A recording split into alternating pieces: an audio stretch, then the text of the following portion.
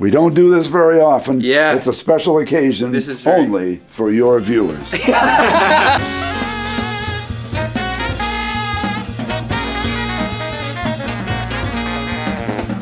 Mike only would take reeds from one reed cutter at our LA plant. These are reeds from that cutter. How many students have Groove Merchant? That's it. Oh, wow. Like that's Dad's pencil. Do you know sea glass? Yeah. Yeah, so that's it. Like that's Mike's original version of sea glass. How long did it take you to figure this out? And he said, about 3 weeks. And I said, come on. And he said, no, you have to understand, that's all I did for 3 weeks.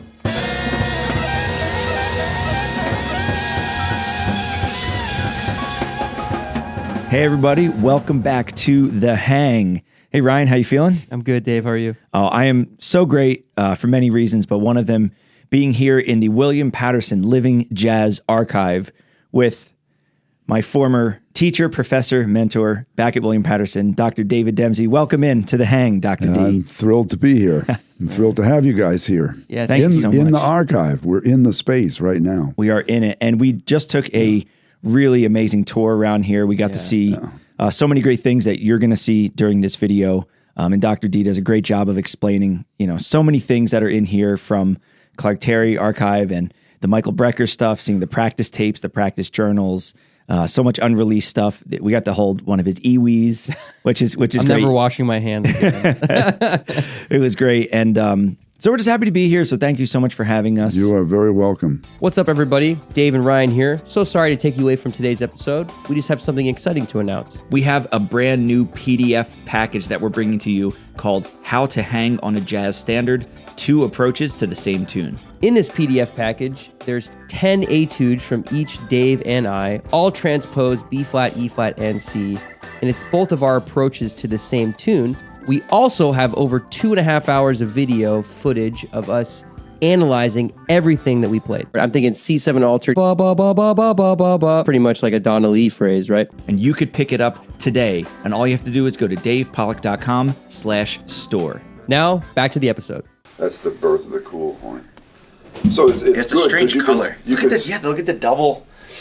Yeah, that's what I mean. You can instantly tell when Lee's playing this one because of that. You just look and So you go, weird. yeah. And you can see they had to kind of like angle one of them so it, No freaking way, dude. Yeah. I've been wanting to bring one of my high school students up here. Dude, those are his links?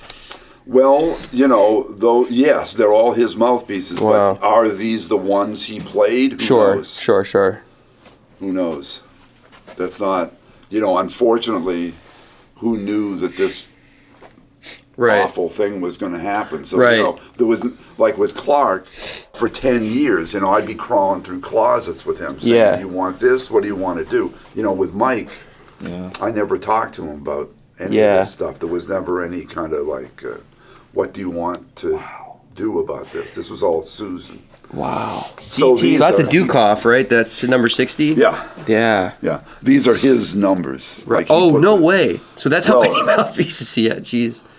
There are more than that. Well, there are tons because there's a whole sort of a pile of labels. Yeah. That, he never played them, but I'm sure everybody that gave him a mouthpiece was, you saw he was so kind to people. Yeah. This is one of the best mouthpieces I've ever played. He's on about 8 different brands of mouthpieces.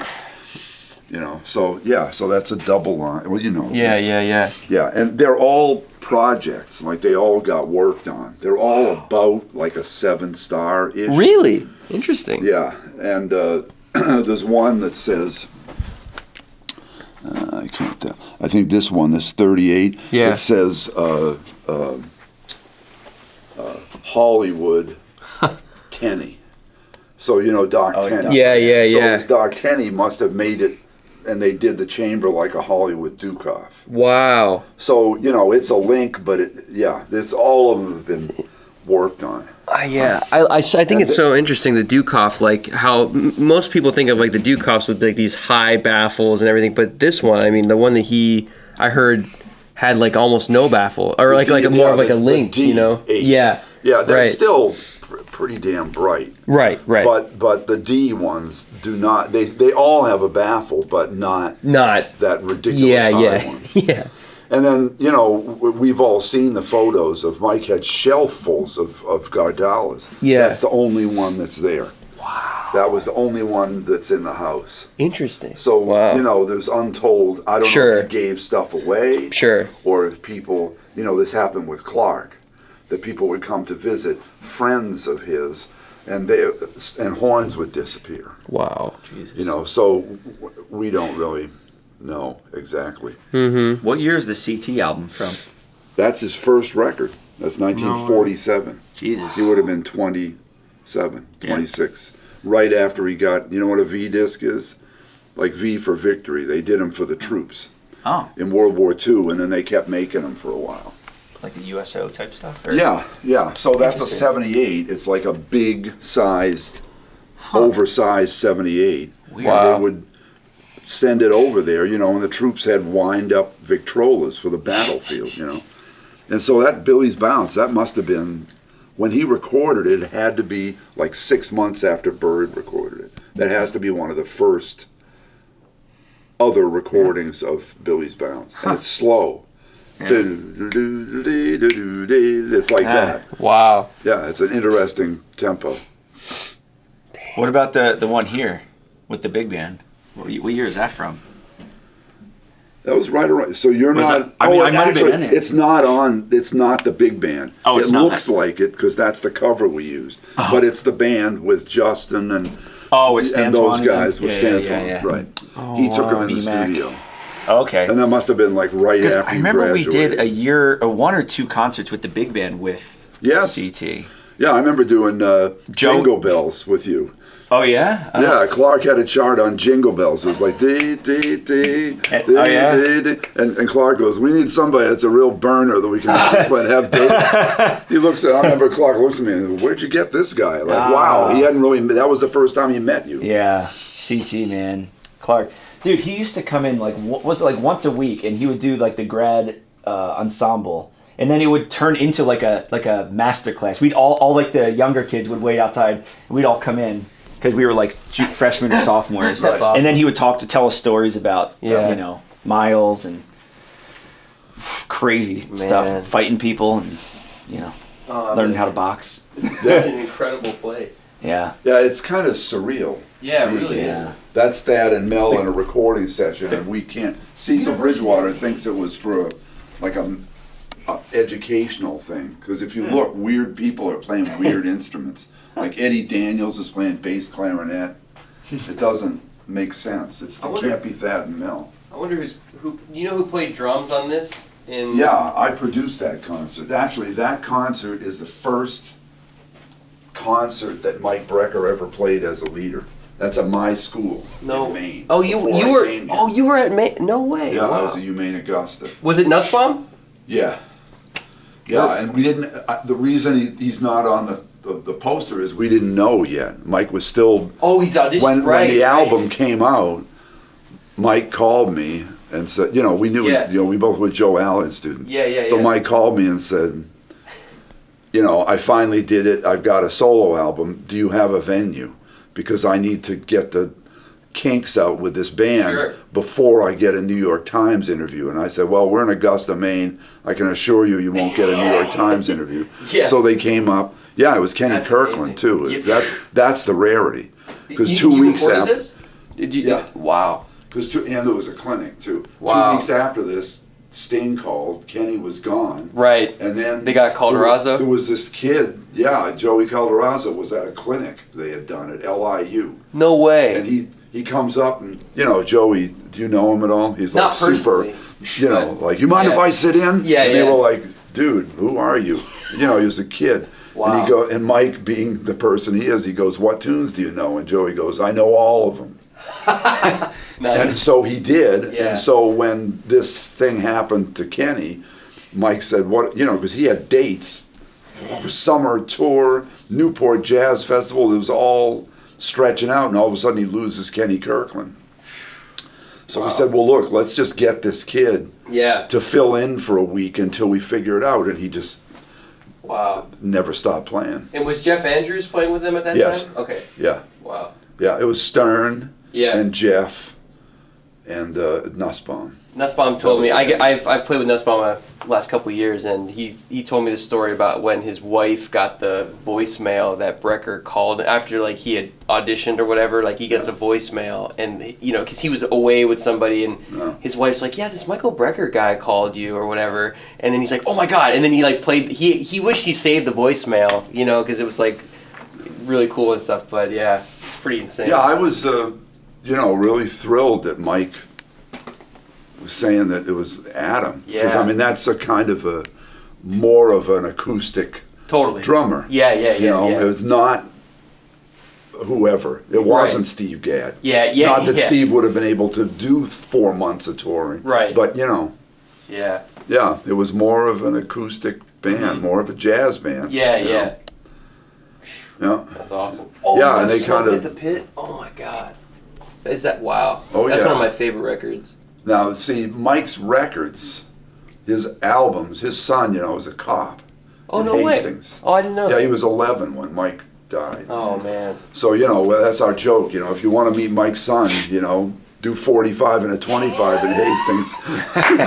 You meet him that night and again at the court date. Yeah, you know? right. He's a wonderful, wonderful guy. Yeah. Really great guy. Man. And he wants to keep Mike's records. So Mike's records and the tenor are with him.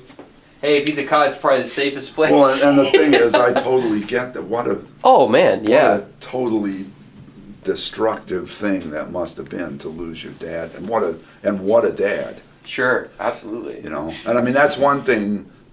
I don't know if we're already. You know, we should make the point that as much of a giant as Mike was, as a player, as a musician, as a person, it was kind of even more than that. Yeah. He was one of those people that had that magical thing to make you feel like you were the most important person in his life whenever you were with him. Yeah.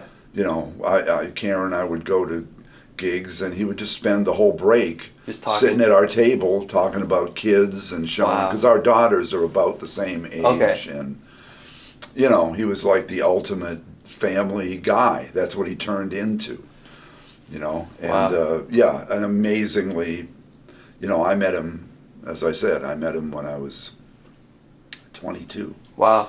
And I had all the naive, stupid questions, and he had all these patient answers. Yeah. Like specific answers. That's where I've used this with, you know, students. Like, if you listen to me, you're just going to become somebody that sounds like Mike Brecker, except you won't. But he said, you know, if you listen to who I listen to, we become peers. And I remember that when he said that to me, and I kind of went, wow, that's a heavy statement. Then later I reminded him of it, and he goes, wait, I said that. Yeah. He says, that's great. Wow. So he started using it again.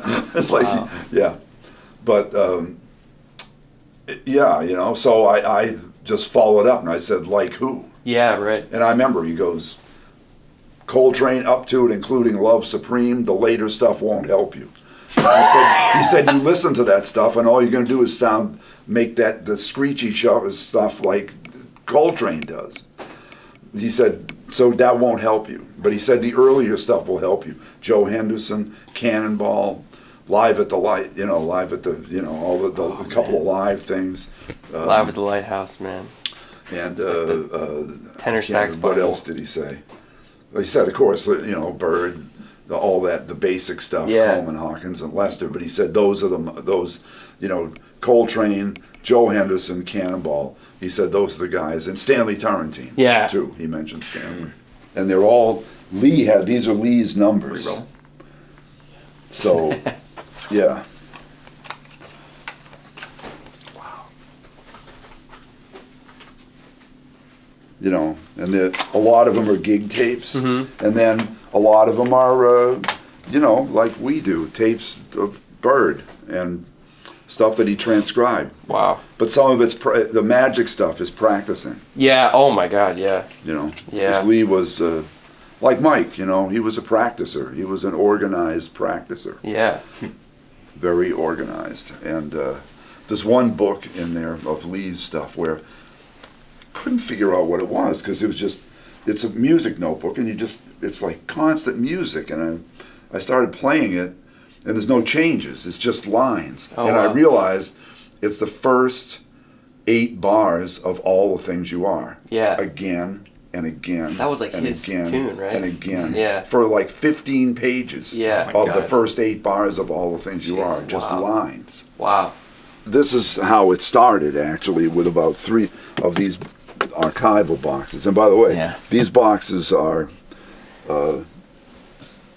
acid-free, and you can see that the hardware is on the outside, so it's not going to touch the paper at all. Because, see, the problem is, well, okay, I'm skipping a step. You're going to have to edit the heck out of this. So Clark, right around the time you're here, Dave, Clark comes to us. And were you at that discussion with Clark and James in room 101 in the recital hall?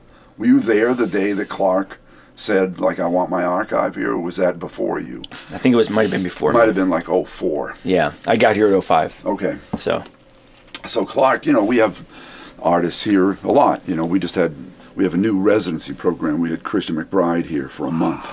And, this fantastic donor gave us enough money to do a residency forever. The interest off of that money is an artist in residence program. So this was the first year, and Christian McBride was here, and Lovano was here, and we're close to New York, so we just take full advantage of that. Yeah. So Clark was here being interviewed by James, and at the end of this is James Williams, who was director when Dave was here.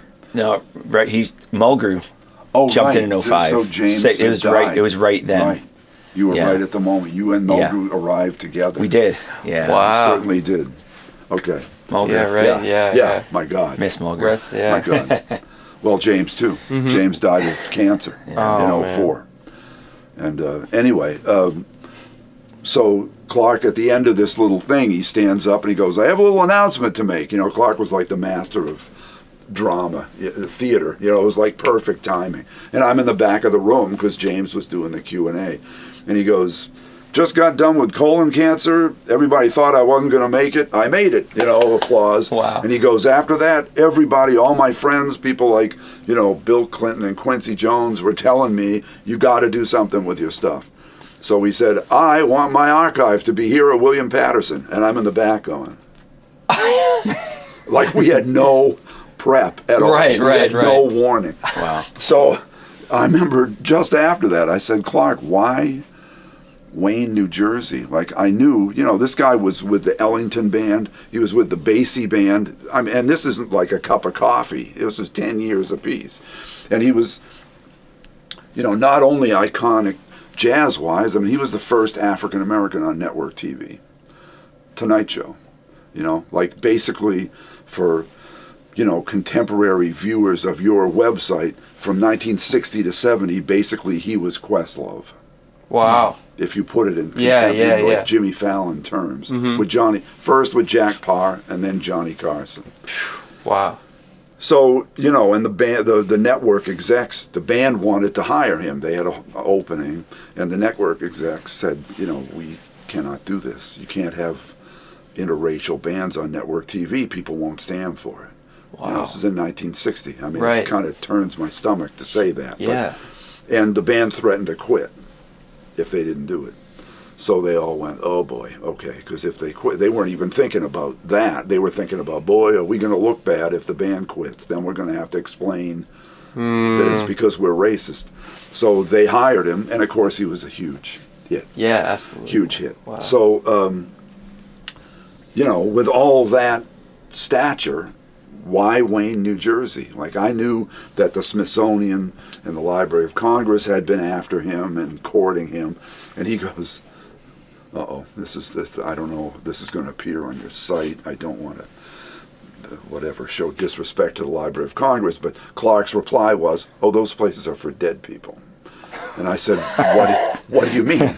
And Clark said, well, these, of course, are our national treasures. But he said they only can display about 0.01% of what they have. Everything's in storage. And he said, the way I want it, I want stuff stored at the same high level that it would be stored in Washington, but I want a copy on the music stand.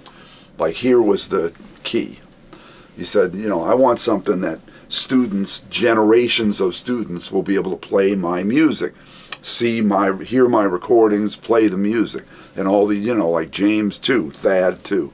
And that's when I realized he's a genius, not just a musical genius, And he said, we're talking about 75 years from now.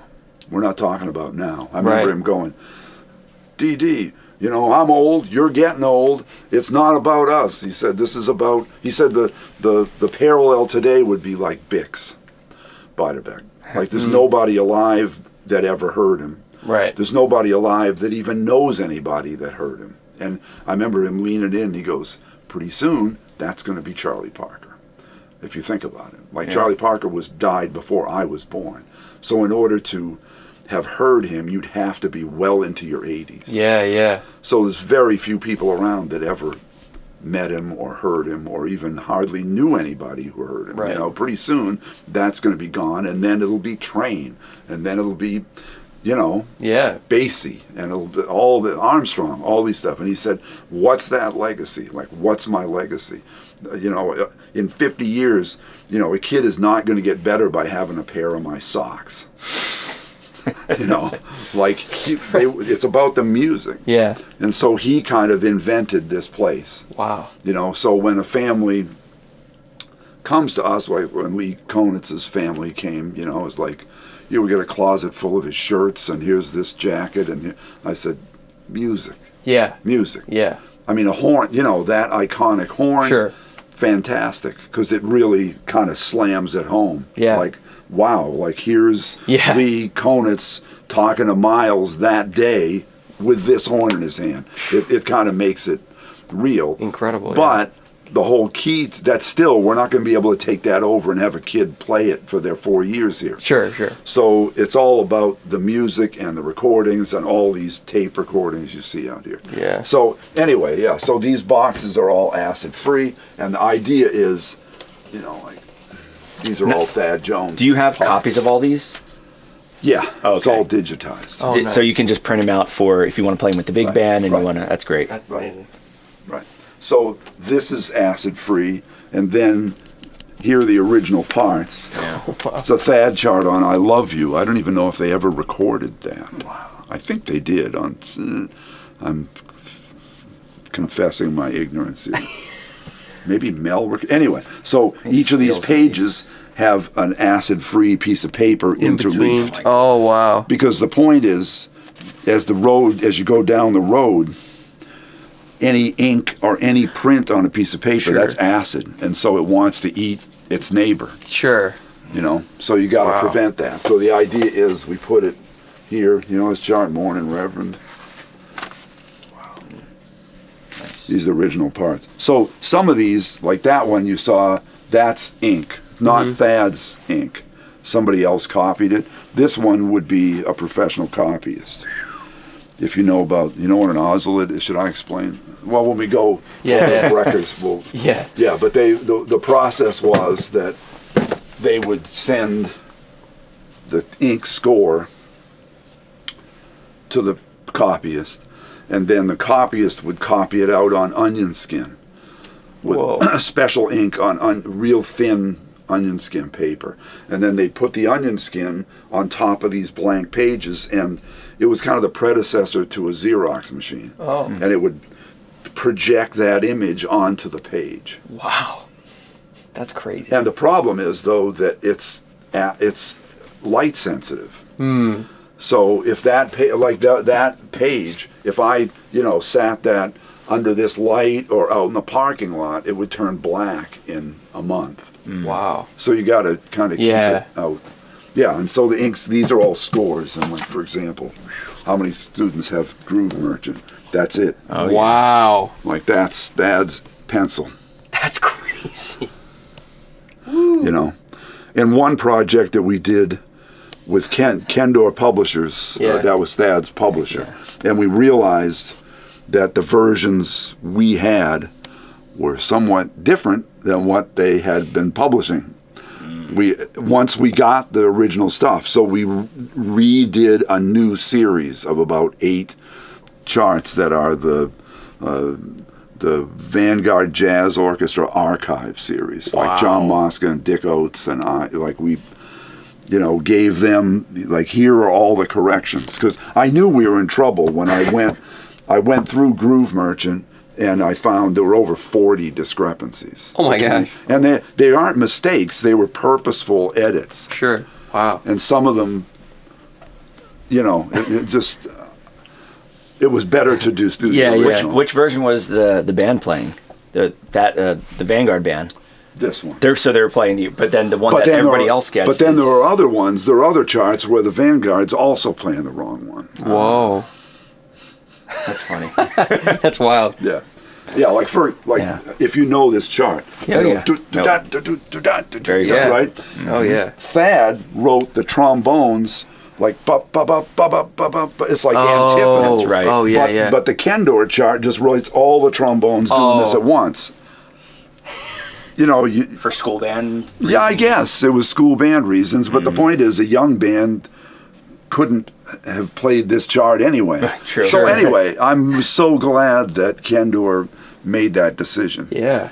To do this, Wow. So That's amazing. we have this is a top loader, like Yu-Gi-Oh cards. It's UV protected, so we can show this to people. It's amazing. They can put down their Snickers bar and look at it.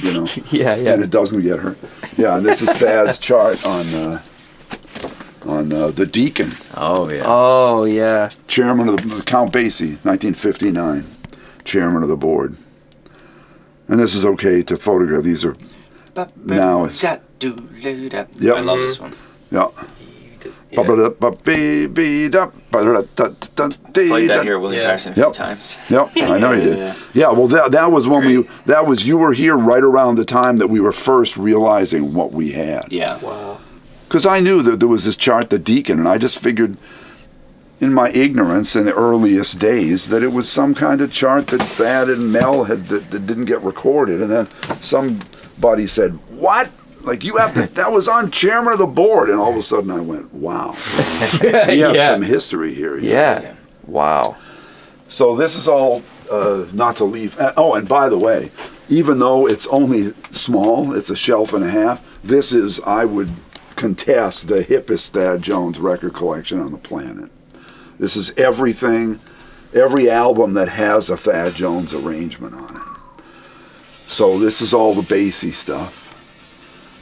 And then this is the early Thad Jones solo albums. Wow. And then this is all the Thad Mel stuff. And these are those Mosaic box sets that re-released. Yeah, so it's them. And then these are all albums that Thad's charts appear on for other people. Like this Harry James, who knew? Harry James, the kind of swing trumpet player. He was a great jazz player, and he was a Basie nut. There's a Thad record with Michael Brecker on it, right? It's his album, or maybe I feel like I was listening to something the other day. It's called Mel Lewis and Friends. Mel Lewis and Friends. Okay, that's what it is. Yeah. Yeah, but the band is Mel on drums. It's Hank Jones, Ron Carter, Mel Lewis, Freddie Hubbard, and Brecker. It's one of my favorites. It's too bad they couldn't find any. Right. And Cecil Bridgewater on several things. Yeah. Wow. Yeah, so these are all. Helen Mirren. Wow. Yeah. Oh yeah. There's a bunch of things, several albums with Elvin, where Thad wrote charts. And by the way, your viewership would want to know that we're just about to publish a book of 85 Thad Jones small group tunes. What? Oh my that I God. transcribed most of them, because a lot of them aren't. About 30 of them were at the Library of Congress. And even there, a lot of times it was just a part of a trumpet part with no changes. And of course, it's the changes and the kicks in the rhythm section. That's what counts. The horn parts are right there, but it's like, what voicings did they play? Yeah, so come to find out, there's 85 Thad Jones tunes. Like, whoa. And they're just as ingenious as the big band stuff. Yeah. Like, really great. And a lot of people don't. These are tunes that nobody knows. And several from the Library of Congress that never were recorded. Wow.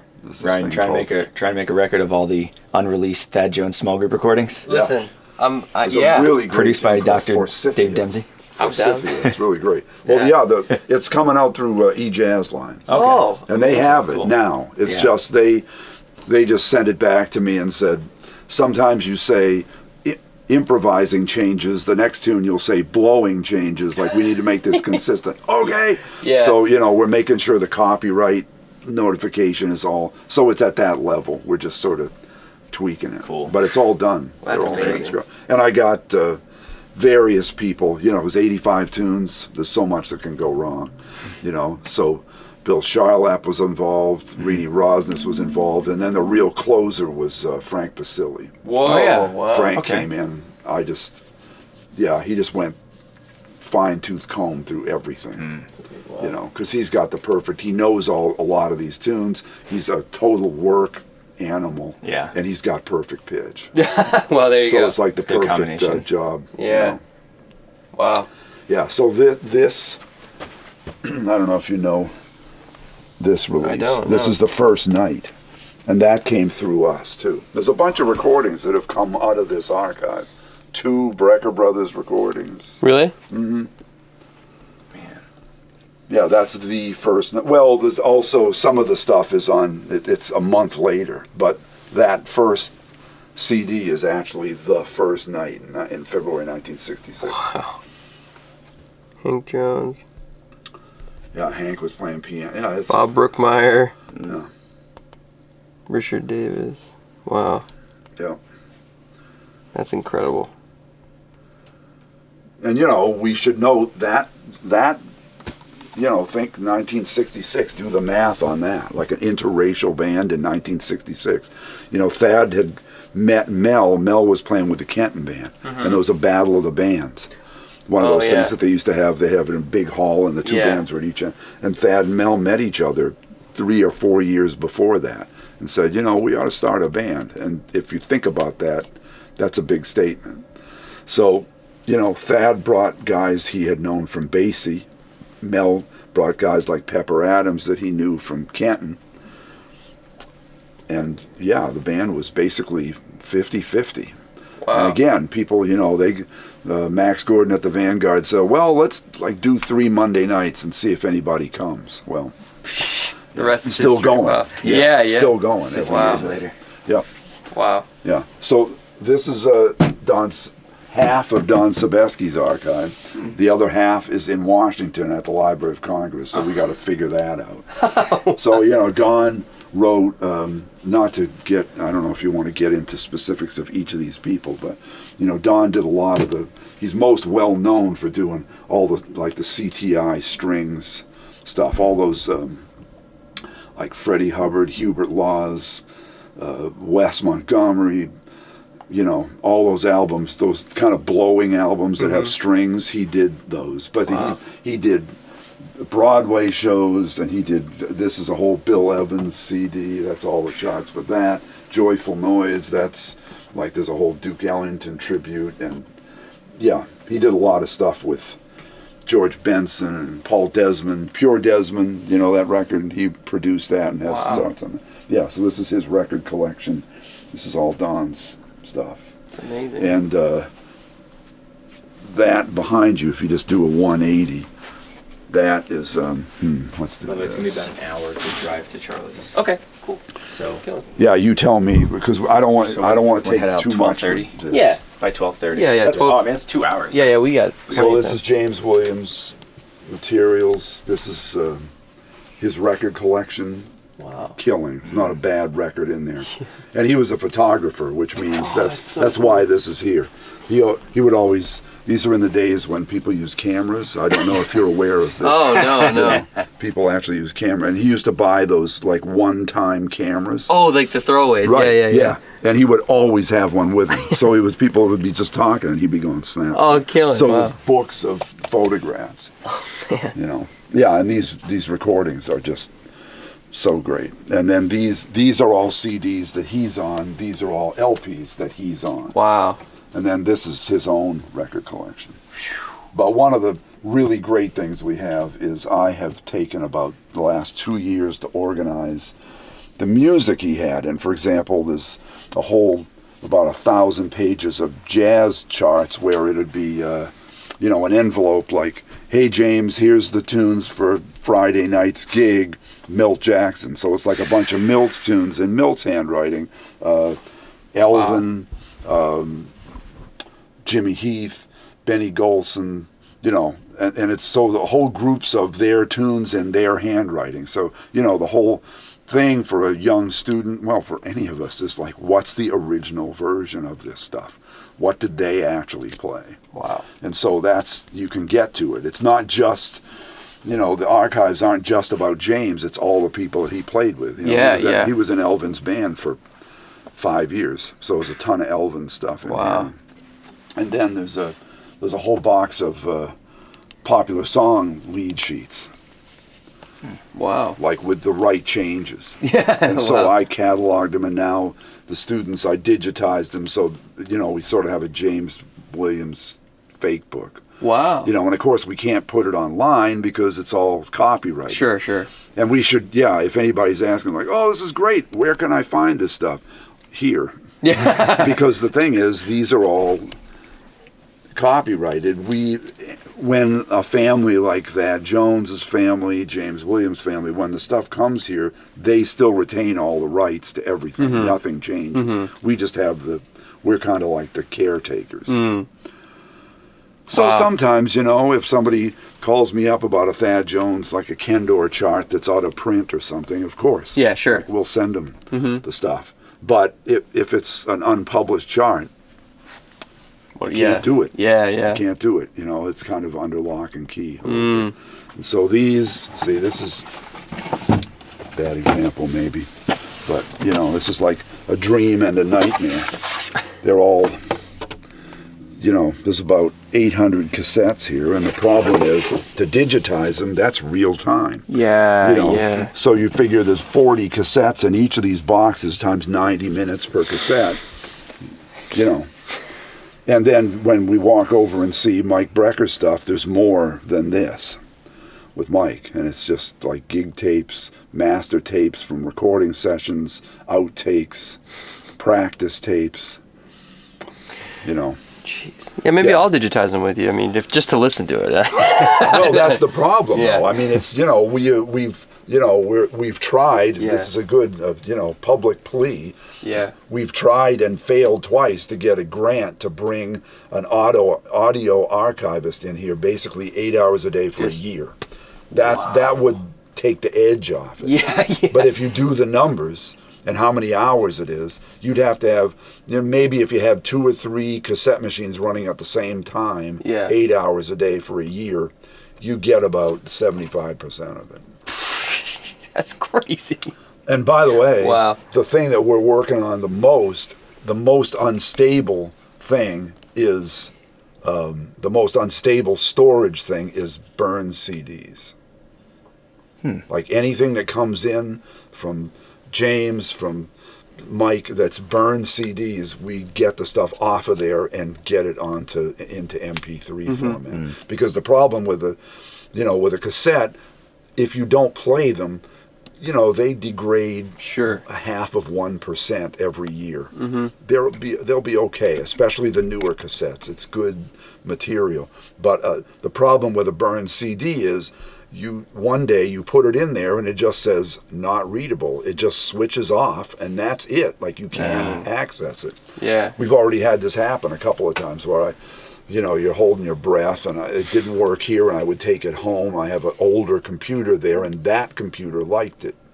So I would quick get it off. But so we've already, all the Mike Brecker burned CDs, he had, those albums with, 5, 6 CDs a page.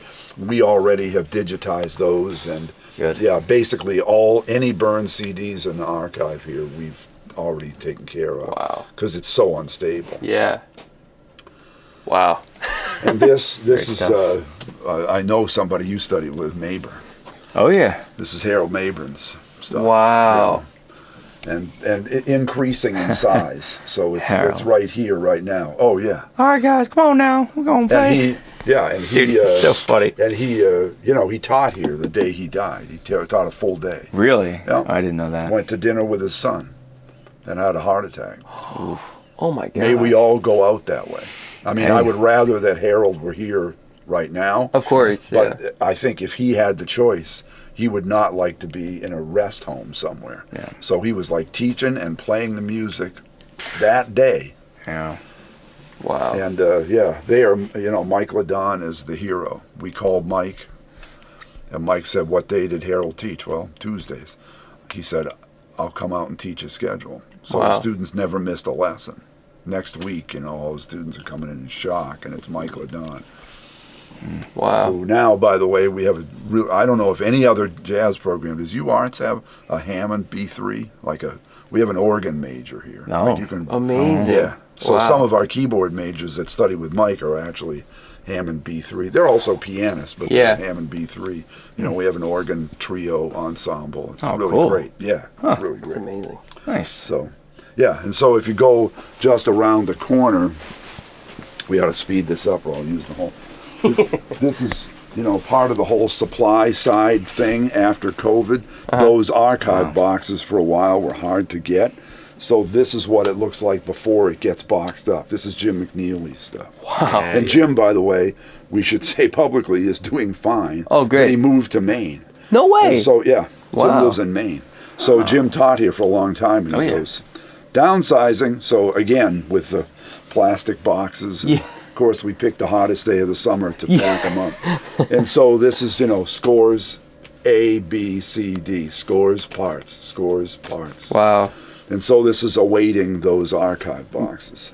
And this is all stuff that's unpublished, most of it. Stuff that he did for European radio orchestras, Vanguard Orchestra too. They did 2 albums of his stuff. So all that's here. Pencil and all the original parts and everything. Wow. And this is Jim's record collection. And every one of these is like a detective work. Like we got his stuff here and I said, okay, so Jim, I got all your records cataloged. I said, why did you not have any Coltrane records? And he goes, what? I have a lot of Coltrane.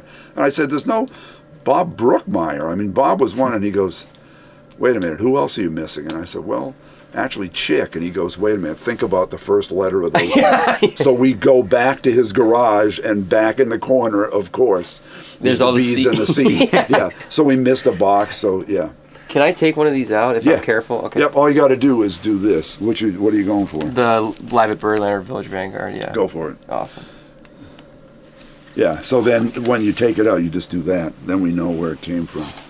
Yeah, when it has that shiny finish, that's an original. That's the, that's the like 1960 whatever. Holy crap, wow. Yeah, you probably don't see LPs very often. Not originals like this. Well, I'm telling you, it is different. Yeah. You hear people go, oh, LPs are better, and you talk about, oh, well, they're just a record collector. It's true.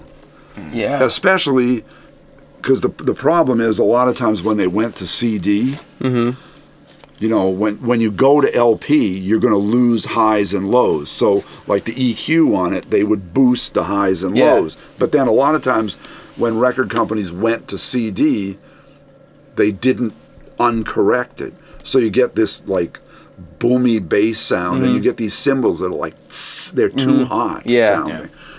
And I mean, any modern record, it's like whatever, Josh Redman or Chris Potter. I mean, it's that's great. That was what it was recorded for. But then when you're talking about Miles and Train, and if you can get the LP, some of those Van Gelder studio recordings too. He boosts the gain and the cymbals. It's it's really coming through. Yes. So it's that's what he wanted. That's what Rudy. Yeah, we have one thing here that's. Oh, the whole Live at Fillmore thing. Wow. Yep. That's amazing. Phew. Yeah, we have one thing here that, thanks to Fred Cohen at the Jazz Record Center, it's a recording of Kind of Blue that is the first pressing plate. Oh my gosh. And you put that on, man, and he donated it to us because there's a tick on like Bill Evans' intro to So What. There's 3 rotations where the record goes, and it's not a scratch, it's right. like an error in the plate. Wow.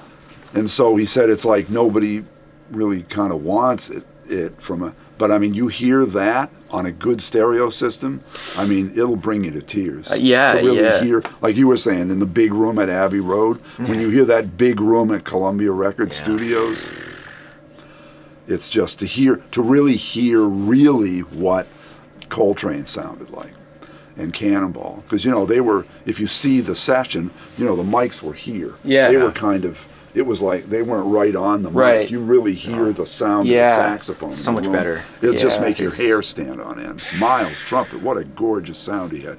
And Bill Evans, just a touch on the piano. You know, it's just really, it's different. I've never seen this many original impulses like in my life.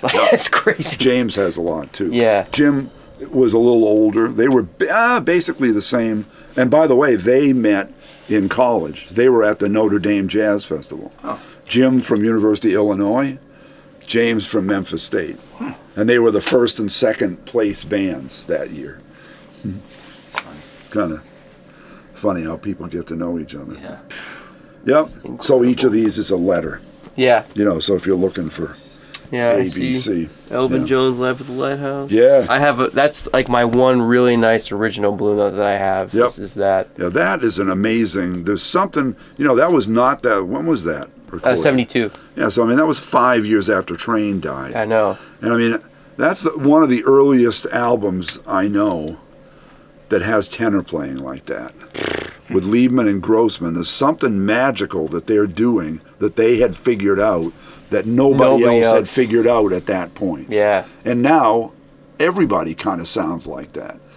Yeah, like I tell our students, like that's an album. Transcribe everything on there. Yeah. And it's actually been transcribed there's as a book. Yep, yeah. Yeah, Gene Perla and Liebman put it out. Gene and Liebman came and played it. And Liebman, it was the first time they'd done it. And Liebman said, this is really freaking me out because the guy who did it was playing Lieb's solos. So he said, I'm like following myself. That's crazy. Blowing on these tunes. Wow. It's like it's Lieb's solo from that date, and then Liebman gets up and plays. Yeah, he said, I don't know if I can keep doing this. Yeah, This is doing a number on me. Yeah, so this is this is the CD type. Oh, cool. Thing that I was talking about. You know, this is what's got to be, you know, like this is. Mm-hmm.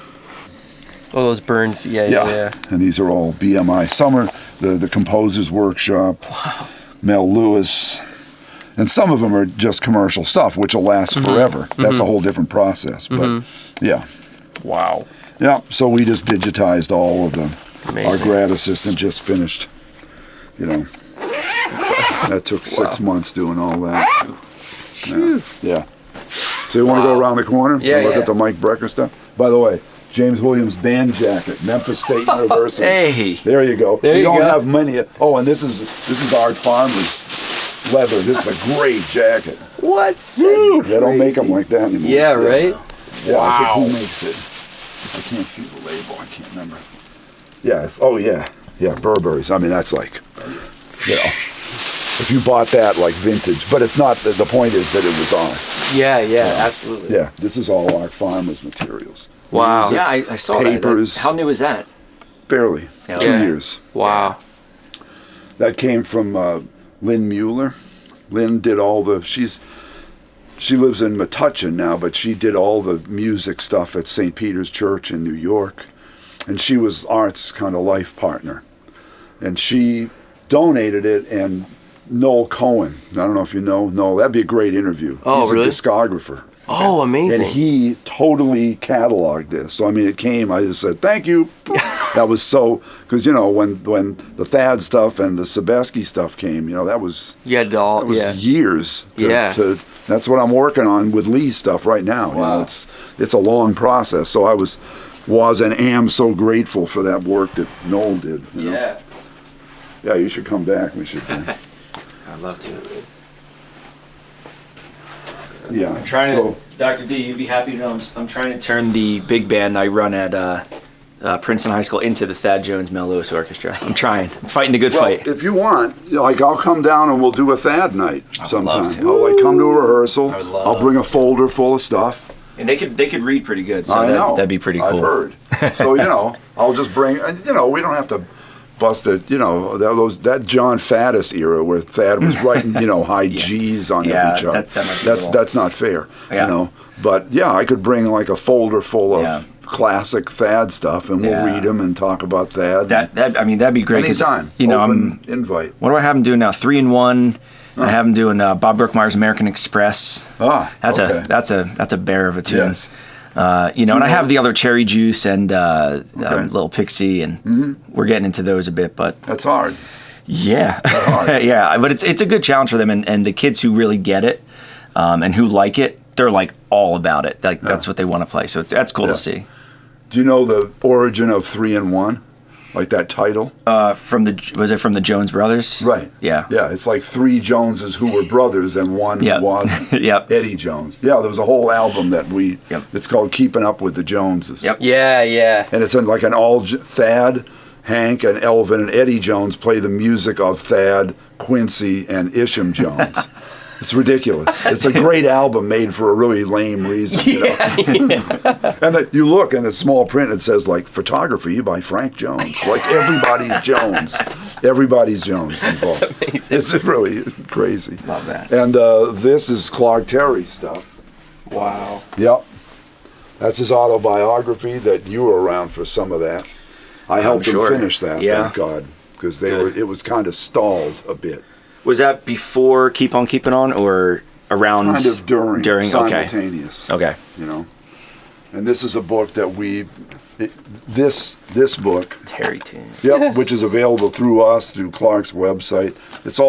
It's Clark's compositions, but then, and we put like some of your predecessors. Who did this? Who did the finale stuff for this? Anyway, it's too bad. I'm not giving people credit. Brian McCarthy? Actually, I don't think yet.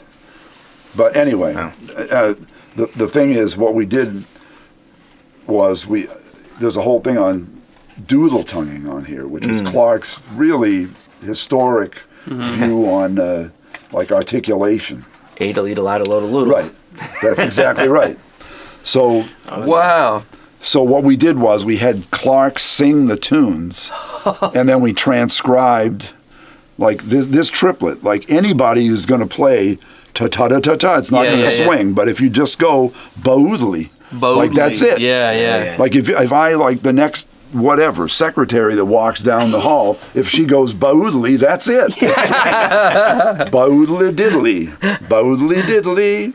Yeah. Shahoop diddle-doo-wee, diddly. It's like that's it. Just say those syllables in the rhythm, and it swings. It is all that. It's all about what you're thinking. Because sometimes you hear people sing a tune, and they'll like sing Donnelly and go ta-ta-ta-ta-ta-ta-ta-ta-ta, and of course they're going to sound weird when they play it because that's what they're hearing in their head. So anyway, so this, this was a project with Clark and and if you want to come down the sacred aisle here, this is the all sacred record aisle. stuff. A great day in Jersey. I feel like I should get on my knee and thank him. Well, it's just so seriously. weird that this is here. Like this should be, you should be playing in Tokyo tonight. Like how the hell did this happen? It's just so this is organized. When Mike's wife gave me the stuff, it was all in those file boxes, the things you buy at Staples. And I couldn't figure out, I said, is this the way Mike had it in the files? Yep. They're not alpha. And I couldn't make sense of it. And then I realized it was by album in track order. Oh. That's how he had them cataloged. That's crazy. So I said, okay, that's how we're going to do it. So every box, like, the first Michael Brecker album. It's all. So these are all just his lead sheets. Are these his reeds? Yeah. Holy shit. Well, I mean, there's. You might want to count them before. Everybody gets their hands behind the back. That's right. Yeah. So this is. Do you know sea glass? Yeah. Yeah. So that's it. Like that's Mike's original version of Sea Glass. And then this is the, then the copyist copies that onto the onion skin, and that gets projected. And this is a perfect example of why, something was sitting on top of this, and this is what happens. So, it didn't have a title at that point. Wow. And this says Kenny. So this was actually, at the recording session, this was Kenny Kirkland's part. That's what he was reading. Yeah. Because this is Mike's handwriting. And that's probably Kenny's writing. Wow. It could be. I don't know. It's hard to tell with a flat. Sure. I know Mike's. I know. That's Kenny, because that's not Mike's handwriting. Yeah. Yeah. Use pencil, kids. Yeah. Yeah. And then you can see this one. always got on me for not having a pencil. Yep. Steal I say, that thing up in your folder, that's not for a cigar up the corner. Pencil goes in there. Yeah, so this is, I don't know what that is. Joey's. I don't know if there's extra changes. I'd have to look. Mm-hmm. But that's Mike's handwriting. Wow. So this was, this would have been what they had at the recording session. Incredible. And you can see, this is a great example. This is a page that, I just went by it. This had no light exposure. And this one, I missed it. No, I can't find it. And this was this got exposed around the edges. So this is why you just shut them in. Yeah. And they're not going to get exposed, because the point is, I want your grandkids to see these and they look the same. My eye, can I take these out? Yeah, what is it? Brecker Premium Reeds, or what? No, Gardala. Gardala was making reeds for a while. Yeah, it's just this label. It's like Brecker Premium 10 or 2.5. That's crazy. They were experimenting. Wow, that's insane. Diodario. Yeah, this is. Yeah. Oh, sorry. Should put a Boston Sax Shop logo on this. No. Yeah. So, Did he play those, Mike had been, not yet. So Mike, this gentleman from Diodario, which owns Lavaz, calls me up and says, Mike only would take reeds from one reed cutter at our LA plant. That's crazy. These are reeds from that cutter. He never picked them up. We're going to throw them out. I heard you have an archive. Do you want them? And I go, oh, yes. Do you know exactly how many you have? Well, it's a box. You don't know the exact number though, right? Not exactly. Okay, cool. What's that over there? Yeah. Well, I did. I have given. Yeah, this is. Yeah. That's so cool. And they're not labeled. They're all. I wonder what strength they are. Medium hards. I think. Yeah, that's but cool. there's no. Yeah, they didn't label them. And every one of them are just killing reeds. Every one of them. Mike was right. Whatever that guy was doing. This is it. 0204. Yeah. Lavaz number 20. This is the 22 the cutter R&D research and development. That's crazy. 12204. Imagine so in other words this was probably the reeds from the reeds that he used on pilgrimage and all that. They came out of this box, but he didn't take them all. Oh my god. Wow. Yep. I know. I mean, I'm supposing here, but sure. Yeah. Hey. And so all of these are that, and then the Brecker Brothers stuff, Mike compositions, Randy's compositions, Steps Ahead. Here, let me slide out. All that music. You can get through there. Sorry, You want to go through? Yeah. It's fine. And there's this, microphones. Those tapes are from when Mike, the tape boxes over there. That's when Mike was a student at Indiana. Wow. You know who Randy Sankey is? Yeah. So they went to Indiana together. Right. And Randy fronted this band. And this is a famous story because they got disqualified at the Notre Dame Jazz Festival. Because of him, right? Well, for playing rock. Right. Yeah, that's right. They were obviously the best band from all the people who were there. And they had just played jazz at the semifinals. And so at the final concert, it was like them and two other bands, and they go out and play. I wish I could remember what it is. I have it right here. Yeah. But they play like a jazz tune, and then they just rock out the rest of the program.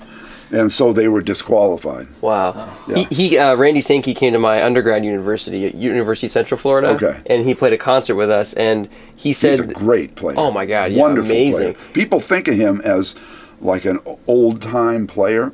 But... Do you know that New York Stories record? No. Yeah, it's all Mike's on it. Oh, it's really? Randy Sankey and Mike and a wow. rhythm. And I John know that. Goldsby. It's like a bebop that out. record. Wow. Except it's not. It's more modern, much more modern than that. But it's all Randy's original tunes. That's amazing. Mike is killing on it. Yeah. He said he told us a story when he was there giving a clinic about like when Brecker first got to Indiana, he was like in the second, like the lower big band or whatever, because he couldn't really read.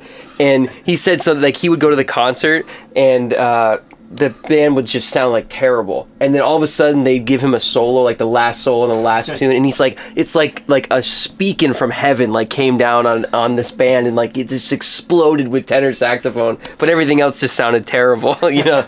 Yeah, it's pretty wild. It's funny you bring that up because nowadays, especially you talk about, I don't know about college band, high school bands, it's usually the opposite. The bands are, they stand up. And you go, uh-oh. Yeah. So it's funny that it, you know. That's why. It's an interesting. And actually, it's a beautiful. Mike went in high school. I think he was 16. He went to the Ramblerny summer camp that Phil Woods. led. Yeah. Cool. And he and Roger Rosenberg and Richie Cole, they were all in the same sax section together. Wow. They were all 16 years old. Hey. And so Phil, all the charts were basically, Phil. It's like they're bebop charts. Yeah. Except one. And Phil wrote, he must have done this. He wrote a chart for Mike. It was basically, modal blowing. And Mike is the featured soloist, and he just, it's not fully formed yet. Yeah. It's kind of wild man on stage kind of thing. Yeah. But even now, if you didn't know it, you would say, who the heck is that kid?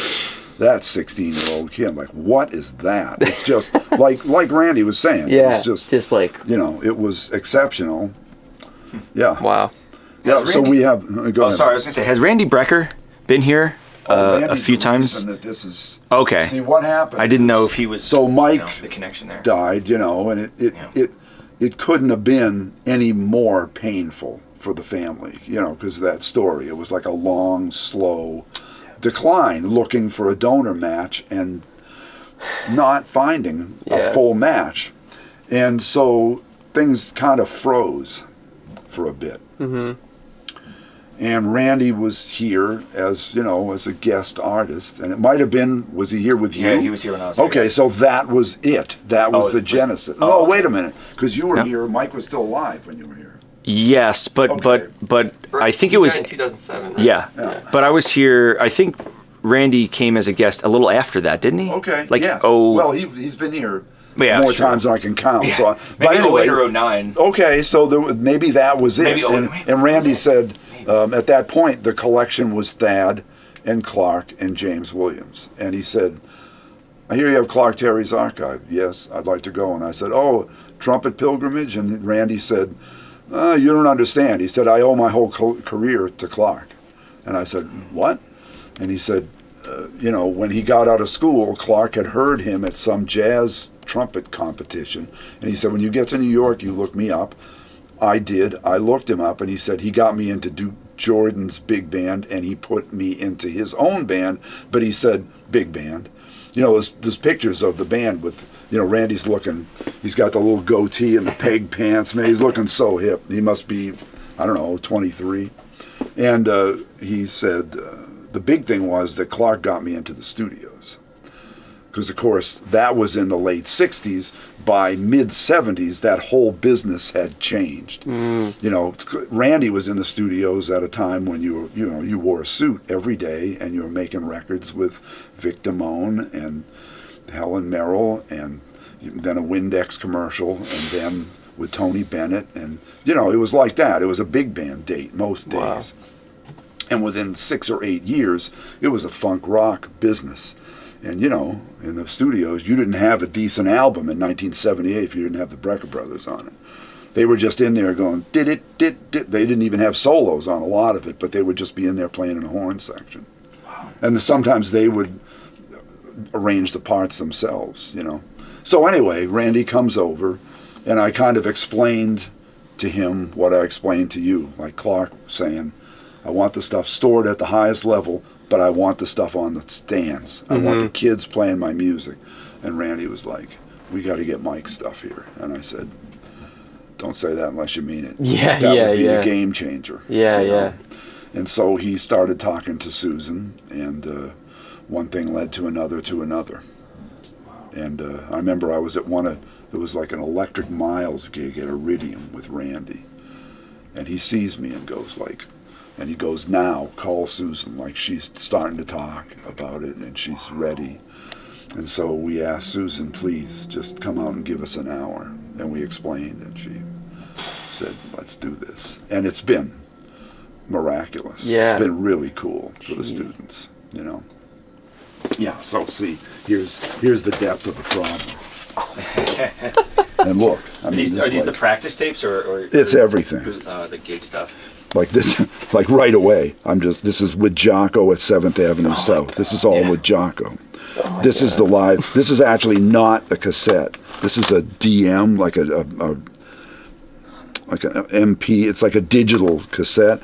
Don't have one of these. This is a live solo saxophone thing he did in the Dolomite Mountains. Sam's 5th birthday. Wow. Along with his son's 5th birthday on the same tape. You know, and for example, I'm just looking with North Texas. That's on YouTube. Yeah, somewhere. yeah. Oh, the Toll Van big Toll Van back. Yeah. Whoa, that's a great gig. Yeah, yeah. Yep. This is, it's, oh, and this is, some of this is on, there's YouTube, video right? of this, yeah, with the University of Miami small group. Have you Except guys... there's more than what's on. Oh, there. really? Yeah, it's a whole concert. Are you it guys was at the Montreux Festival, Yeah. 78, I think, 77. Are you guys in contact with that guy, Louis Garrett's? Very much. Yeah, yeah. Yeah, Louis has been here. Louis has been here, and yeah, what we're scheming that at some point we're going to give him a scan of everything, and we're going to get a scan of everything. Oh, amazing! So it's like then it's all because he said, you know, from his standpoint, look at the amount of stuff he's got. Oh my God! Like God yeah. forbid, there's a house fire. Sure, sure. Like it has to be protected, and now he's scanning. So we just want to go. How did you get all that stuff? Obsession. Oh, okay, gotcha. Yeah, yeah. But you know, he worked with Mike. Like he had a lot of stuff that Mike did not. Wow. Yeah. So Mike had not only signed off on it. Mike was like, "Send me. I've never heard this before." Whoa. Yeah, there's a lot of stuff. Wild. Yeah. And by the way, these are Iwis. No these way. These are the 3 of the Iwis. I don't know if that's all 3 or if there's more. Does that say Hancock? Like, Yeah. Music. Well, it's okay. nicely. Well, but I mean that's when funny. he was on the road with Herbie, Hancock Music Company. So you could, because if it said Herbie Hancock, somebody's going to steal it. But, sure. It's kind of brilliant the way the business card is. Yeah, the tour absolutely. tag. So that one down there, I mean, we can open them up. That What? one down there is the Steiner phone, like the it's not digital. Can I? It's analog. I'll bring it down. Okay, yeah, you got it. Yeah. I don't want it. We'll take it out there. And then the real thing you want to look at is the sketchbooks. You know. Oh my God. Yeah, and these. Yeah. So, Okay. yeah. Yeah.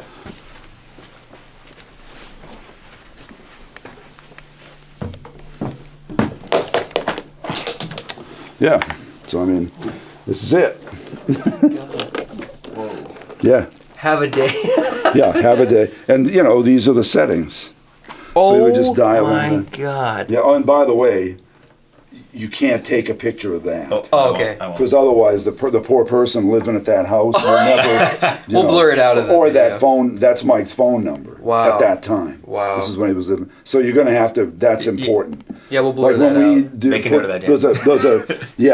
There's a photo of this, and we just edited out. You know, cut and pasted, so that this stayed. You know. Yeah, but that's the actual Iwi. Oh my God. You know. So it's an analog Yes. Iwi. So you can't even call it an Iwi. No, it is not. I mean, we call it that way. Analog wind instrument. Yeah. So, you know, it's like that. I guess technically there's some electronics happening. But Well, yeah, but I mean, what happened was this, and then this hose goes in here, and then this feeds in, you know, and this plugs into that, and then this would go into an Oberon expander. Oh my God. And that's where Mike had done the work. And by the way, I have, I'm not sure I feel comfortable. I would have to ask Susan, but I did an interview for Saxophone Journal. You know that My dad had every single copy of that. So he's a saxophonist. Yeah, my dad is. Wow. Yeah. Yeah, so this would have been 1987. I did an interview with I think Mike. I have that exact copy. And Mike at that point, I just recorded the whole thing. And Mike at that point did like about a 20-minute EWI demo. Nobody knew, like I had never heard it before. Yeah. He had never played it out before. Yeah, so Can it's I hold like it? this is the pitch bend, and then there's the octave keys, yeah. you know. Yeah, and this connects too, and it's kind of purposely disconnected. Wow. Yeah, and it looks like it looks like a science project, like a 6th grade science project. And the thing is, in a normal person's hands, it sounds like it too. Mike could. But he just. You've heard. What Oh he my did. God! Yeah. Dan, can you take my picture with this? Oh yeah, there you go. How like raw this looks, like Oh, a yeah. science It's project. Totally, yeah. It is. It's a science. Look at that. Yeah. Look at the 30 or whatever that is. Like what is that? A 30 pin or something like that? It's a yeah. Or what it like? Yeah, a, that's what the that what goes into that. Is in Yeah. here, Yeah. So this is Niall Steiner. And it's as just far like as I just know, a key there are 2 ring. of these. Wow. Niall Steiner has one, and Mike had this one. This is the one that like that. Just contacts. Those Yeah, it's just finger just contact. contacts. Like it's a whole different That's way of, Mike was obsessed with it. I remember the year I was at Eastman doing my doctorate. Look at the biscuit. I got Mike up there for them. Oh, yeah. Really? That would have been spring '88, right? So he was really into this at the time. And I remember he did a clinic, and we were lugging out all the stuff, and all of a sudden Can I hold it again? Mike stops and says, "Look at what we've forgotten. Like, this is where my life is." And we go back into the clinic room, and there lies his saxophone on the oh no. He had like forgotten his tenor, because there was so much, he had all the stuff with this, Unbelievable. Yeah. That's insane. I can't even. Yes. Now, like thinking about how fast and efficient he played on this is like insane. Like you know. Yes. But you have to realize what a practicer. You know that Sure. that lick, that thing. Yeah. Actually, it isn't like play the note, then play the harmonic, then play the note, then play the harmonic. What makes it sound so cool is that if he goes up chromatically, it's like play D, then the harmonic D, then the harmonic E flat, then E flat. Yeah, then E flat, Then yeah. E, then the harmonic. So it goes D da oo da e da oo da e da. It's like that's what makes it sound. It like swings. It has its own doo-ba-da and doo-ba-da and it has that. And he showed it to me, and I said, "How long did it take you to figure this out?" And he said, "About 3 weeks." And I said, "Come on." And he said, "No, you have to understand, that's all I did for 3 weeks. Like 12, 13, 14 hours a day. That's what I practiced." Imagine just hearing that for 12 But I mean, Scrambles your brain. Figure out, like, that's, like, if you gave me the 14 hours a day, I couldn't concentrate that much on one thing. He had that kind of personality that could totally obsess with one. Like 200 hours. Right. For one line. Right. But hey. Well, I mean, it's all different. It's practicing. That's what. So that would be the high F. Yeah, that would be like the high E key. That's crazy. Oh my God. And look at this bis. It's like a paperclip Yeah, piece of metal. it is. It's basically a paperclip. It's insane. It's so funny. Yeah. Wow. Yeah. This is incredible. Thank you so much for letting me touch it. Oh my gosh. Yep. We don't do this very often. Yeah. It's a special occasion This is only for your viewers. Yes. That's going to be the intro to this. Yeah. It is. Went to school with me. He was an oboe major at Eastman, but he's a killer tenor player, like really great. And he was on the Quindectet tour. Oh, sure. He's not on the record, I don't think. I think I'm blanking on who plays oboe on the record, but he did the tour. So every once in a while, we haven't seen each other in too long. We have to kind of get this going again. And the day he said, come on, Dave, like, let's see if this thing works. And I went, oh my God. Because eventually you have to plug it in and just kind of go. Yeah, right. There's that moment. Yeah, and I was just waiting for it to go. That would be it. Just but no. short, But I mean, it just kind of goes, whir, whir, whir, without the processing, it's kind of what it is. Yeah. But then he went and got, because the problem is that at its latest version, it uses an 07 Mac. So he had to go find a Mac with an 07 system on it. Oh my God, that's crazy. Yeah, because Mike left a little box with all the patches. The patches.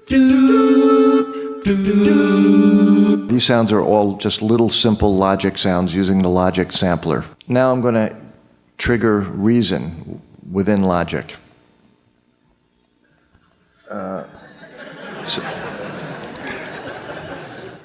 Sounds really ridiculous.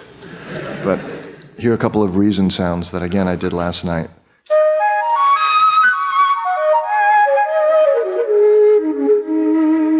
That one's kind of nice. It's very sophisticated. And Mike, when you look at it, when you open this thing up on the 07 Mac, it's kind of like, it's just like hundreds of pages of different, Mike just spent, again, thousands of hours on it. There was that other EWI that he had like the sweatband on the mouth. That was this one. That was that one. Okay. I asked him about it, and he said, well, there's a slight problem. And he said, if, you're playing, and if the saliva makes contact, you're going to get electrocuted. Right. He said, this is a problem. So that's why, it was like a rainbow. Yeah.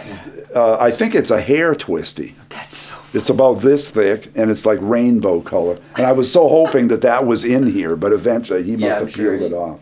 Yeah. He probably had a package of them. They used them. These are the notebooks. The original, wow. These are the practice notebooks. And there's 800 pages. And it's like, it's like that. And if it's got, he had a kind of a shorthand. If it's got a star, it's like, that's a good one. That's a good one. I'm sure they're all. And that's 2.5 things. It's like any normal person would do, but they're so great, You guys are the ones that are selling these? No. Okay. Cher, Chuck Cher, the guy who did the new Real book. Oh, okay. And so what happened? It was, people would come here and they'd see the EWIs and they'd see the mouthpieces, and it was like, show me the books. Everybody wanted to see the notebooks. And so the next time I was with Susan, that's a slide it was on Mike's camera. Wow. It's a great picture. Yeah. I love the neck with the baritone thing. Yeah. The Steve Grossman neck. That neck is right behind you. Yeah, the Steve Grossman neck that I have has it was plugged, but he had one of those as well. I kept losing mine. And that's the link. Yeah, that's what he was playing. Wow. So wait, it used to not be silver, or was it always silver? He had the original neck drilled, and nobody knows where that is. But then he got that one. Oh. And what he used to do is swap them. Yeah. Like when if it was an electric thing, he would swap over the neck, to it, and then after a while, he just played on that. Yeah. Wow. And so what we did was. Anyway, I talked to Susan, and we went to various publishers, and they would say, well, that, sounds lucrative. How many pages? 800, click. Nobody wanted to deal with it. And Chuck Cher was like, bring it. This sounds like we have to do this. So Chuck and I, mostly Chuck, but I was involved in it too, we just condensed it. Actually. We just kept condensing. Yeah. Oh, I love this. Some pages are not complete, and then you've got, like Pat Metheny's home phone number, which is probably not a great idea to publish. Sure. You're welcome, Pat. And so you keep condensing. There's to-do lists and like get groceries. He just wrote everything was in here, and so we kept condensing, and it came down to that size. Man, I love these like leather books, like the leather handbook. Well, that's date books. Date books. Yeah, look out. like that. These are like that. This one is amazing because this is 1977. So it's like, I mean, probably this is not a good thing to look at because people's phone numbers are in here. And I don't even want to, like Steve Kahn is still very much, Dave Spinoza, Don Sebesky. Oh, the Don Sebesky Chet Baker album. That's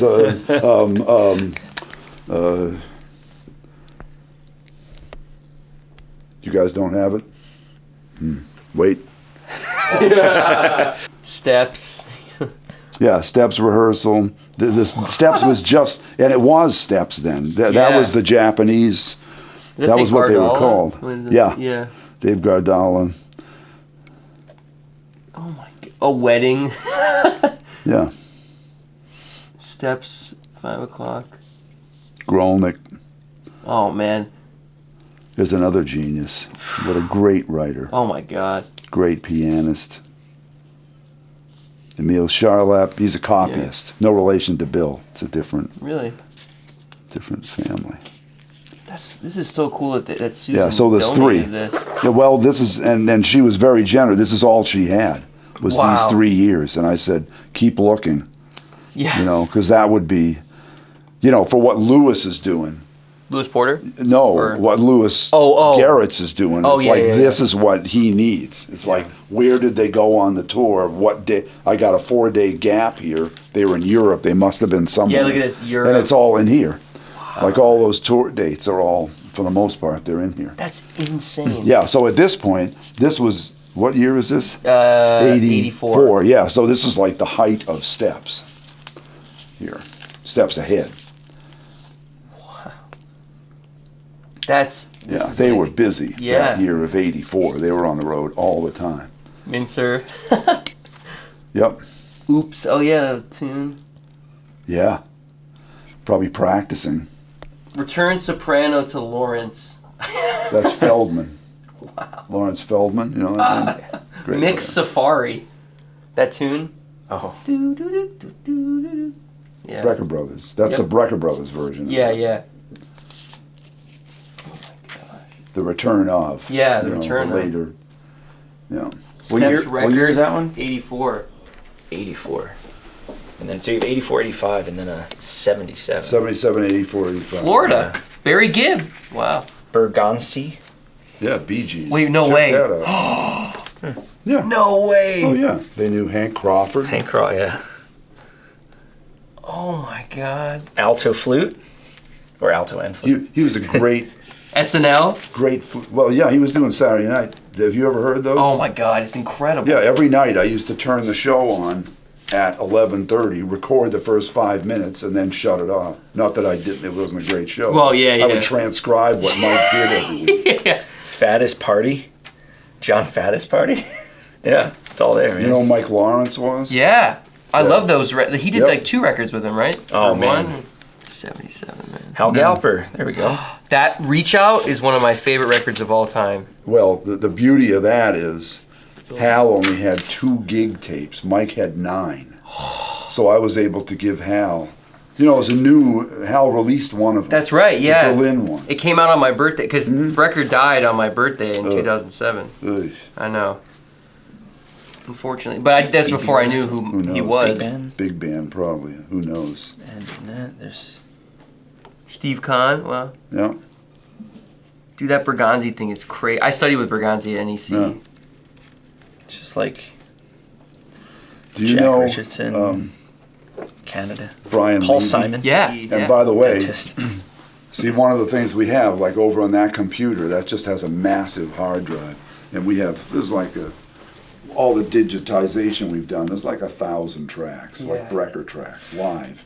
You know, Gene Perla has a couple on the Jazz History Database website out of Worcester, like Massachusetts. Yes. There's a couple of his loft, like Gene's loft. With Mike. With Mike, at like 1969. Wow. And I'd love to get a copy. Oh, man, absolutely. Because we may have a tape too, but I would like to compare. Yeah, I'll get you should get in touch, because Gene has in his cellar, he's got like 100,000 tapes from his loft where the Brecker brothers would come over. Yeah. Grossman. I mean, I've gotten a lot of the Grossman stuff. Yeah, there's one tape that I have not digitized. Actually, it's in there. I put it in there so I remember to do it. It's called 7 Tenor something. And it's like with 7 guys. Yeah, yeah, it's with Mincer and Grossman and Mike and Randy and everybody. Yeah. And this is the notebook for the final mixes of Pilgrimage. Oh, wow. You know, whoops. Yeah, it's like all this stuff. And all the titles changed. No way. So it's not the same. They all aren't, you know. But, and some of it's private stuff. Again, we shouldn't, because there's a lot of phone numbers and stuff in here. But do you know that yeah, website, it's like amazing. Tele Sugar Megs or whatever? It's like a bootleg website. Yeah, that's a bootleg website. Yeah. Then there's Wolfgang's Vault. Right. That has some of the well-known stuff with Horace Silver and Mike. Yeah. Yeah, I have 12 Horace Silver gigs with Mike and Randy. I wish they'd put out that one at the Woolman Rink. Do you know that one? Yeah, did Louis put that on his YouTube? It's real. Yeah, he did, but I just wish they'd release it. I wish Horace's family would. Yeah, it's Mike and Randy and Alvin Queen. And man, I love when they play like Big Business. Yes, the quality. Or Liberated Brother. Yeah, Mike sounds so great on that. He honks into the mic sometimes on those recordings, man, with that link just, you know. Yep. I also, on that Sugar Megs website, I found a recording, I'm sure you know it, but it's like Hal Galper's rhythm section, but Brecker is the horn player, and he has another trumpet player sitting or whatever, and he's announcing on the mic. Like it's his gig or something from like 1970. Mike or Hal? Mike's on it's like from some festival that Hal, I think in his band played like the year before, and they asked the band to come back, but Brecker was like leading it or whatever. And they played a bunch of Hal's tunes and stuff like that. I have it on my computer somewhere. Because, you know, there was another thing, I don't think it'll ever get released because they sit on it so tight, is the Montreal Jazz Festival. There was a whole week of Mike. It was Mike duo with Mike Manieri, Steps, Mike's current band, Brecker Brothers, old Brecker Brothers, with Steve Kahn and those guys. And every night it was a different thing, and we have all the audio, and it's all like album quality, but it's all private. Like I don't think they can do anything about it. And every one of those dates is just... Yeah. Oh, and one of the cool things is acoustic Brecker Brothers. With Carl Allen and Peter Washington. Kokoski was Kokoski. And Dave Kokoski and Mike and Randy. Yeah. Like playing they played Skunk Funk, but they play all these charts with like acoustic. Yeah, Peter Washington gets a badge of honor on it. Yeah. But you know, the beauty of this computer is like, for example, that thing "I'll Never Stop Loving You," where he plays that Titanic cadenza. Oh my God. There's 9 versions of that. I've only heard so you can really kind of see what Mike did with it, because there was a point where he kind of would cue Hal, but they're all different. They would all kind of head in a little different direction. Yeah, I've only heard the 2 versions that Louis posted. Yeah. But like... Yeah, there's 9. That's insane. Yeah. And all, you know, like Skunk Funk. There's like, 30 versions of Skunk Funk. There's a Brecker Brothers in Philly that just sounds so great. Really dry, no reverberation, and like audio quality. There's another one, Brecker Brothers at in Cleveland at the Agora Ballroom. It's like the original Brecker Brothers. Right off it's all the stuff on the first and second album. And Mike, they all sound so great. You know, there's some moments where they have little audio glitches where all of a sudden things go and feed back for a second, but they fix it. That's never been released. And that, it's album quality. There's hours and hours and hours of stuff that should come out. Who knows? Maybe someday somebody will ask me. But the person who's doing it is Zev at Resonance Records. Oh, Resonance Records? Okay. He was the guy that did the Thad Jones, Mel Lewis thing. Wow. He's going into the vaults and kind of like making deals with the people who played on them and the estates and re-releasing music like this. I think actually that might be where Hal's record comes from. I can't remember. Looks very familiar to me. Really? Yeah. Yeah. Yeah, I never met Steve. Yeah. Unfortunately. Someone came to our gig last night that studied with him for 20 years. Really? Yeah. Is that original? Yep. Huh. All this That's what they looked like. Yeah. Back then. That's interesting because that's different from. I have a 67,000. Oh, really? Yeah. It doesn't look like that. Yeah.